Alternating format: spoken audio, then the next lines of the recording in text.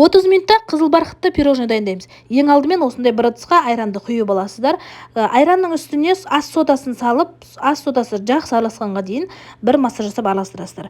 Сосын үстіне краситель, яғни түс қосасыздар. Қызыл түс, кез келген түрі, сұйық немесе осындай ұнтақты түрі болсын, басқа түсін қоссаңыздар да өз қалауларыңыз жақсылап араластырып қоясыздар. Бір шетке кішкене 5-10 минутқа. Енді достар, осы жерде көрсетілген барлық рецепттер және жаңа рецепттер менің каналымда бар. Төмендегі подписаться бөлімін басыңыз.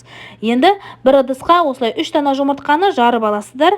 Сосын 3 дана жұмыртқаны жарып болғаннан кейін шекерді аласыздар. Барлығының грамдары описанияда тұр.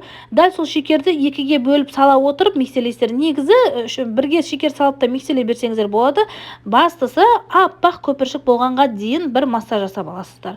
Дәл осылай бір масса болғаннан кейін қоспаны бір шетке қоясыздар да, жаңағы қызыл краситель қосылған қоспаны алып бір араластырып жіберіп, бөлме температурасында тұрған сары майды қосып, және де үстіне осында сұйық майды қосасыздар. Грамдары төменде описанияда тұр, қыздар, қарап көріңіздер. Сосын дәл осылай жақсылап араластырып жібересіздер. Міндетті түрде таразы қолдану керек, қыздар. Мен таразысыз жасап көрмегенмін. Дәл осылай дайын болған түсті қоспаны жұмыртқамен шекерлі қоспаға жақсылап саласыздар да миксерлеп шығасыздар.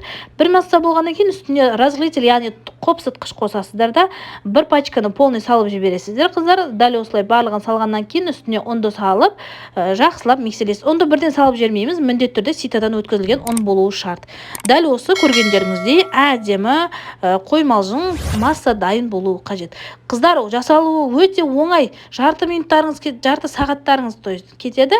Міндетті түрде осы рецептті іздеп жүрген құрбыларыңыз болса, немесе істегенін қалайтын құрбыларыңыз болса, туысқандарыңыз болса, міндетті түрде жіберіп бөлісіп қойыңыздар. Мен негізі дәл осылай домалақ қылып жасаймын, немесе бір келкі пергаментке полный құйып алып та жасай беремін.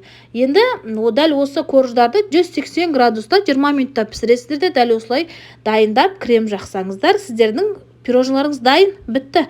Ал мына рецепттер менің каналымда бар. Төменде подписаться басып қойыңыз.